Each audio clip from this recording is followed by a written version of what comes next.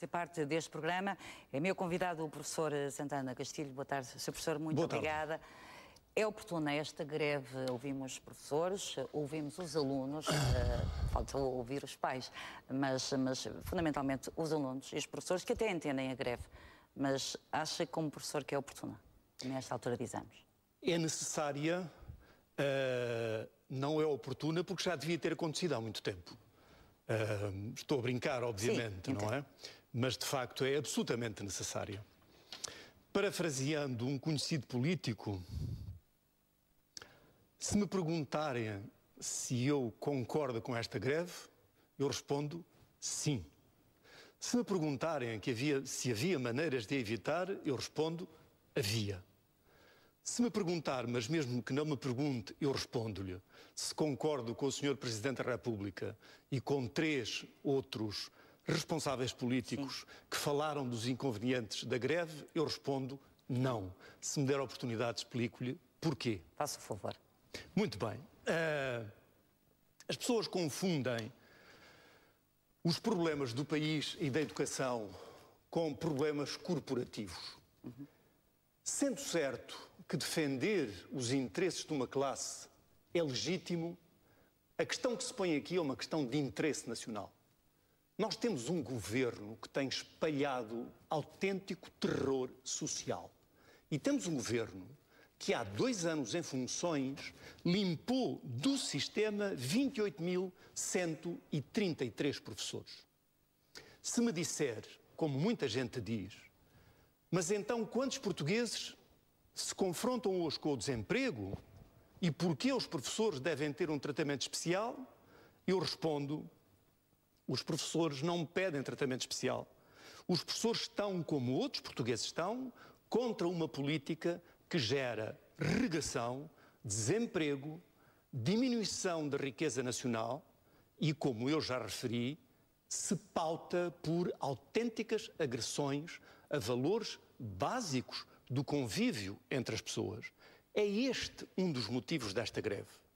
É preciso que os portugueses compreendam que o interesse que está aqui em discussão e em causa não é só o interesse dos professores, porque num sistema de ensino que tem ainda 27% de abandono precoce, num país que tem 3.500 cidadãos sem formação no ensino básico, ou pelo menos só com o básico, que tem 1.500.000 que não completaram o secundário, um país que necessita, e a boca dos políticos enche-se constantemente de arremetidas neste sentido, sim, que necessita de crescer economicamente, então nós percebemos... E que é preciso formação que estas políticas não têm que ver com a destruição dos professores e das suas famílias. Tem que ver com a destruição do futuro do país. É disso que falamos. Professor, é isso que está em causa. Professor Santana Castilho, mas o que é verdade, e vou tentar aqui fazer um pouco de contraditório, o que é verdade é que é uma ação corporativa que está a acontecer neste momento. Aliás, vimos o exemplo, por exemplo, de Vila Real. Em Vila Real, em que falta um professor de cada vez, o que faz com que não haja uma avaliação. O professor próprio me disse que esta greve devia ter sido feita há mais tempo. A brincar, mas às tantas sem ser também a brincar, porque os professores têm todos os direitos, como é óbvio, para fazer a greve. Quando se fala...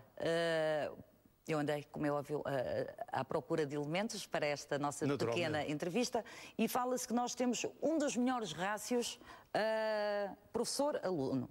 Temos 8 alunos para cada professor, o que quer dizer, teoricamente, que, bom, temos excesso de professores. O que depois é mentira, porque os professores hoje em dia fazem quase todas as funções nas escolas.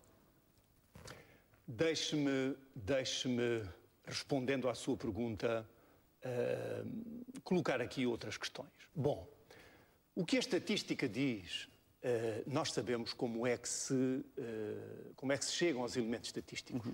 Agarra-se no universo total, divide-se pelo número dos alunos e tiram-se conclusões. Exatamente. A questão é sabermos o que é que esse rácio significa em termos daquilo que na prática nos interessa. E o que nos interessa é quantos alunos tem hoje um professor na sua sala de aula? E aqui temos aí o país inteiro, os alunos próprios e os professores de sala de aula. E, portanto, o rácio não é esse. Sabemos que ele até muito recentemente cresceu. E por ter crescido e ter ido até aos 30 alunos, é que realmente tivemos, essa é uma das causas, por haver uma diminuição tão grande de horários.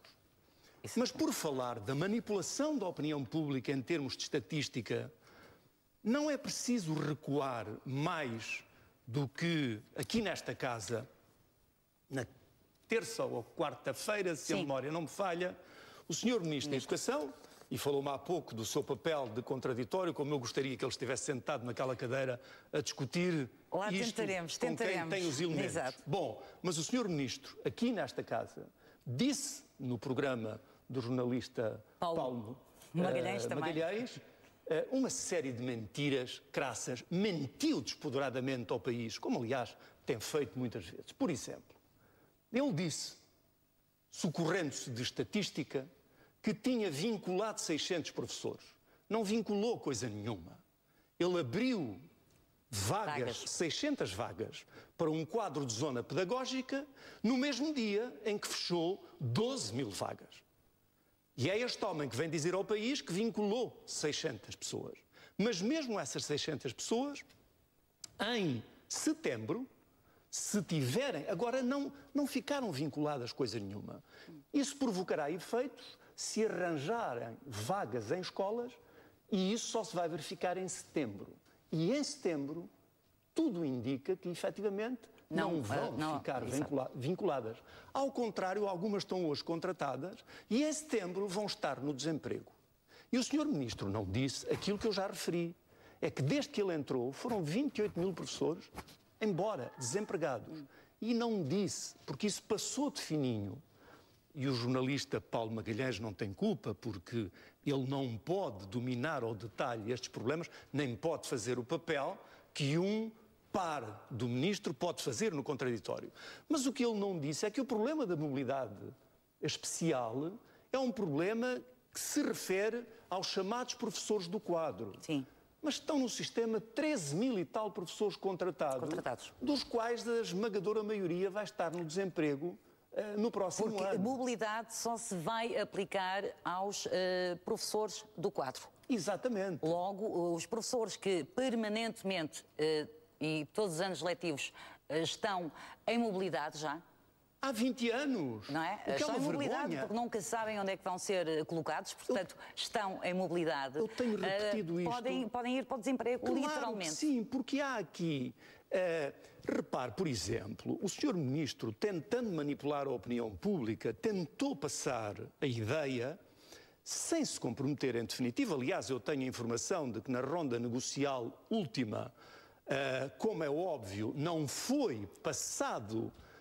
digamos, foi ontem, escrito nenhum compromisso do Governo relativamente à mobilidade especial.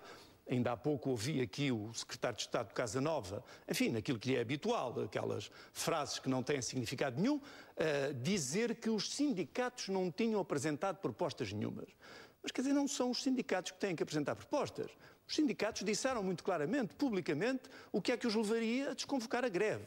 Quem tinha que apresentar propostas nesse sentido, era o próprio Governo. Mas, por exemplo, eu posso lhe dizer... Muito rapidamente, professor, temos convidado, temos telespectadores que querem fazer perguntas. Eu posso lhe dizer que, embora o Ministro da Educação tenha dito que nenhum professor, julgava ele, iria para a mobilidade especial, disse uma outra coisa, induziu que deste aumento de 35 para 40 horas do horário total dos professores, e curiosamente ele disse que sabe que os professores já trabalham mais de 40 horas, portanto confessou-se publicamente devedor de horas extraordinárias durante anos e anos aos professores, mas ele disse que nenhum desse tempo seria alocado ao tempo letivo.